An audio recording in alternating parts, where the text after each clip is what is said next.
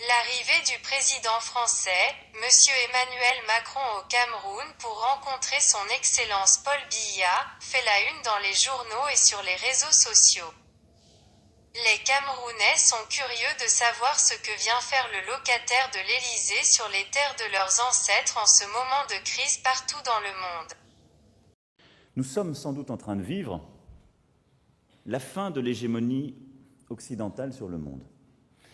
Nous nous étions habitués à un ordre international qui, depuis le XVIIIe siècle, reposait sur une hégémonie occidentale, vraisemblablement française au XVIIIe siècle, par l'inspiration des Lumières, sans doute britannique au XIXe grâce à la révolution industrielle, et raisonnablement américain au XXe, grâce aux deux grands conflits et à la domination économique et politique de cette puissance. Les choses changent. Et elles sont profondément bousculées par les erreurs des Occidentaux, dans certaines crises, par les choix aussi américains depuis plusieurs années, et qui n'ont pas commencé avec cette administration, mais qui conduisent à revisiter certaines implications dans les... Lundi, 25 juillet 2022, c'est-à-dire après-demain, M. Emmanuel Macron sera donc à Etoudi, où il aura un long entretien avec le président du Cameroun, son Excellence Paul Biya. Nous avons pris quelques extraits qui parlent de la France et de ses nouvelles actions pour les Camerounais de la diaspora souhaitant retourner chez eux investir dans la pisciculture afin de consommer localement bio. Bien sûr, ceci est aussi valable dans d'autres secteurs d'activité pour sortir de la dépendance des denrées de première nécessité.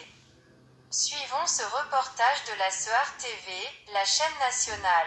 C'est faisable, la production du poisson local en quantité suffisante. Par passion mais aussi par patriotisme, Olivier a choisi le couloir de la pisciculture à son retour de France. Sa vision, combler le déficit en produits halieutiques, mais aussi participer à l'amélioration de la filière au Cameroun. Si je peux apporter une manière saine de s'alimenter à des Camerounais et au voisinage, donc pour moi c'est déjà une très grande récompense. Pour être sûr que le projet est solide, l'OFI, lorsqu'ils étudient notre dossier, ils étudient notre capacité aussi à contribuer à notre propre projet.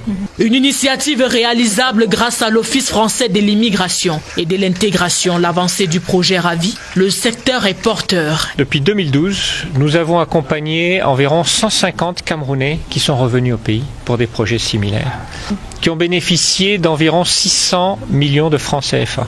Et tout ça a permis non seulement d'avoir des projets qui ont tenu la route, mais également de créer environ 350 emplois. Des projets parmi tant d'autres soutenus par le gouvernement français. Olivier, lui, est fier de se frayer une place sur le marché et de permettre aux ménages de se sentir comme poisson dans l'eau en consommant local. Mesdames et messieurs, merci de nous avoir suivis. Veuillez partager cette vidéo avec vos amis et proches. Abonnez-vous à notre chaîne pour ne rien manquer. Je suis Clarisse, pour Afrique Alternance.